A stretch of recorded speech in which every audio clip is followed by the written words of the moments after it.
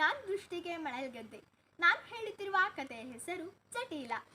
ಹಿಂದೆ ಒಂದು ಊರಿನಲ್ಲಿ ಒಬ್ಬ ಹುಡುಗನಿದ್ದ. ಆತನ ಹೆಸರು ಜಟೀಲ ಅಂತ. ಆತನಿಗೆ 6 ವರ್ಷ ವಯಸ್ಸು. ಪಾಪ, ಆತ ಚಿಕ್ಕವನಿರುವಾಗಲೇ ಆತನ ತಂದೆ ತೀರಿ ಹೋಗಿದ್ದರು. ಅವನು ತನ್ನ ತಾಯಿಯೊಡನೆ ಒಂದು ಹಳ್ಳಿಯಲ್ಲಿ ವಾಸ ಮಾಡುತ್ತಿದ್ದ.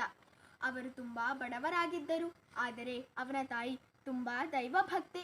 ಅವಳಿಗೆ ಪರಮಾತ್ಮ ಶ್ರೀಕೃಷ್ಣನ ಮೇಲೆ ಅಪಾರ ಭಕ್ತಿ. ಸದಾ ಯಾವ ಕೆಲಸ ಮಾಡುತ್ತಿರುವಾಗಲೂ ಶ್ರೀಕೃಷ್ಣನ ಧ್ಯಾನ ಮಾಡುತ್ತಿದ್ದಳು. ಸ್ವಲ್ಪ ಸಮಯದ ನಂತರ ಜಟೀಲನನ್ನು ಗುರುಕುಲಕ್ಕೆ ಸೇರಿಸುವ ವಯಸ್ಸಾಯಿತು. ಅವನು ದಿನವೂ ಗುರುಕುಲಕ್ಕೆ ಬಹಳ ದೂರ ನಡೆದುಕೊಂಡು ಹೋಗಬೇಕಾಗಿತ್ತು. ದಾರಿಯ ಮಧ್ಯೆ ದೊಡ್ಡ ಕಾಡೊಂದಿತ್ತು. ಅವನು ಕಾಡಿನಲ್ಲಿ ಒಬ್ಬನೇ ಹೋಗಲು ಭಯಪಟ್ಟು ತಾಯಿಯಲ್ಲಿ ಹೇಳಿ ಅತ್ತನು, ಅಮ್ಮ, ನಾನು ನಾಳೆಯಿಂದ ಗುರುಕುಲಕ್ಕೆ ಹೋಗುವುದಿಲ್ಲ. ಬರುವಾಗ ಕತ್ತಲಾಗುತ್ತದೆ.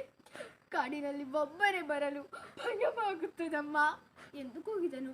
ಆಗ ತಾಯಿಗೆ ತುಂಬಾ ಬೇಸರವಾಯಿತು. ಸ್ವಲ್ಪ ಹೊತ್ತು ಆಲೋಚನೆ ಮಾಡಿ, ಮಗು ಜಟೀಲ, ನೀನೇನು ಹೆದರಬೇಡ. ನಿನಗೊಬ್ಬ ಅಣ್ಣನಿದ್ದಾನೆ. ಅವನು ಕಾಡಿನಲ್ಲಿಯೇ ವಾಸಿಸುತ್ತಾನೆ. ಆತನ ಹೆಸರು ಗೋಪಾಲ ಅಂತ. ನೀನು ನಾಳೆಯಿಂದ ಊರು ಬಿಟ್ಟು ಕಾಡು ಪ್ರವೇಶಿಸುವಾಗ ಅಣ್ಣ ಗೋಪಾಲಣ್ಣ ಎಂದು ಜೋರಾಗಿ ಕರೆ. ಆಗ ಗೋಪಾಲಣ್ಣ ಬಂದು ನಿನ್ನನ್ನು ಕಾಡು ದಾಟಿಸುತ್ತಾನೆ ಎಂದು ಹೇಳಿ ಧೈರ್ಯ ತುಂಬಿದಳು. ಆಗ ಜಟೀಲನಿಗೆ ಆಶ್ಚರ್ಯವಾಯಿತು. ನನಗೊಬ್ಬ ಅಣ್ಣನಿರುವ ವಿಷಯ ನೀನು ಯಾಕಮ್ಮ ನನಗೆ ಹೇಳಿರಲಿಲ್ಲ? ಅದು ಸರಿ, ಅವನ್ ಯಾಕೆ ಕಾಡಿನಲ್ಲಿ ವಾಸಿಸುತ್ತಾನೆ ಎಂದು ಹೇಳಿದನು. ಅಮ್ಮ ಸುಮ್ಮನೆ ನಕ್ಕಳು. ಮಗು, ಅದೇನೇ ಆಗಿರಲಿ, ನಿನಗೆ ಅಣ್ಣ ಸಹಾಯ ಮಾಡಿದರೆ ಸಾಕಲ್ಲ. ಆಗ ಜಟೀಲನಿಗೆ ಸಮಾಧಾನವಾಯಿತು. ಮಾರನೆಯ ದಿನ ತಾಯಿ ಅವನನ್ನು ಸ್ವಲ್ಪ ದೂರದವರೆಗೆ ಕಳುಹಿಸಿಕೊಟ್ಟು ತನ್ನ ಕೆಲಸಕ್ಕೆ ಹಿಂದಿರುಗಿ ಹೋದಳು. ಜಟೀಲನು ನಡೆದು ನಡೆದು ಕಾಡು ದಾರಿಗೆ ತಲುಪಿದನು. ಆತನಿಗೆ ಭಯವಾಗತೊಡಗಿತು. ಅಮ್ಮ ಹೇಳಿದಂತೆ ಅಣ್ಣನನ್ನು ಕರೆದು ನೋಡುತ್ತೇನೆ ಎಂದು ಯೋಚಿಸಿ, ಅಣ್ಣ, ಗೋಪಾಲಣ್ಣ, ಗೋಪಾಲಣ್ಣ ಎಂದು ಕರೆದ. ಆದರೆ ಅಲ್ಲಿ ಯಾರು ಬರಲಿಲ್ಲ. ಪುನಃ ಜೋರಾಗಿ, ಗೋಪಾಲಣ್ಣ, ಗೋಪಾಲಣ್ಣ, ಬೇಗ ಬಾ, ನನಗೆ ಭಯವಾಗುತ್ತಿದೆ ಎಂದು ಕೂಗಿದನು. ಆಗೇನಾಯ್ತು ಗೊತ್ತಾ? ನಿಜವಾಗಿಯೂ ಕಾಡಿನೊಳಗಿಂದ ಒಬ್ಬ ಹುಡುಗ ಬಂದ. ಆತನ ತಲೆಯ ಮೇಲೆ ನವಿಲುಗರಿ ಸಿಕ್ಕಿಸಿಕೊಂಡಿದ್ದ. ಒಳ್ಳೆಯ ವಸ್ತ್ರ ತೊಟ್ಟಿದ್ದ. ಸೊಂಟದಲ್ಲಿ ಕೊಳಲು, ಮುಖದ ತುಂಬಾ ನಗು. ನೇರವಾಗಿ ಬಂದು ಜಟೀಲನ ಹೆಗಲ ಮೇಲೆ ಕೈ ಹಾಕಿದ. ಓ ಜಟೀಲ, ನಾನೇ ನಿನ್ನ ಗೋಪಾಲಣ್ಣ. ಅಮ್ಮ ಹೇಳಿತು ನನ್ಗೆ ಗೊತ್ತಾಯ್ತು.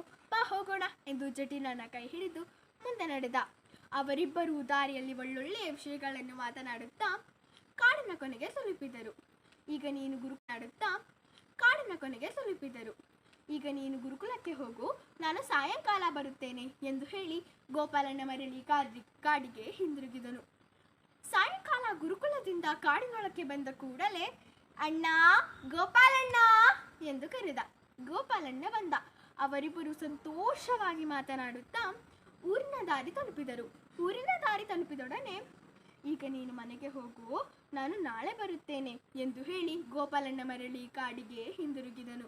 ಜಟೀಲನು ಸಂತೋಷ ಉತ್ಸಾಹಗಳಿಂದ ಮನೆಗೆ ಬಂದ. ಅವನ ತಾಯಿಯಲ್ಲಿ ಗೋಪಾಲಣ್ಣ ಬಂದ ವಿಷಯವನ್ನೆಲ್ಲ ಹೇಳಿದ. ಇದನ್ನು ಕೇಳಿ ಅವನ ತಾಯಿ ಕಣ್ಣು ಮುಚ್ಚಿ ನಿಂತು ಬಿಟ್ಟಳು.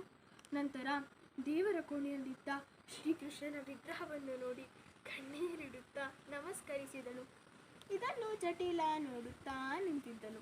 ಸಹೃದಯರೇ, ಹೀಗೆ ಪರಿಶುದ್ಧವಾದ ಮನಸ್ಸಿನಿಂದ ಮತ್ತು ದೃಢವಾದ ಭಕ್ತಿಯಿಂದ ನಾವು ನಿಜವಾಗಿಯೂ ದೇವರನ್ನು ಒಲಿಸಬಹುದಲ್ಲವೇ?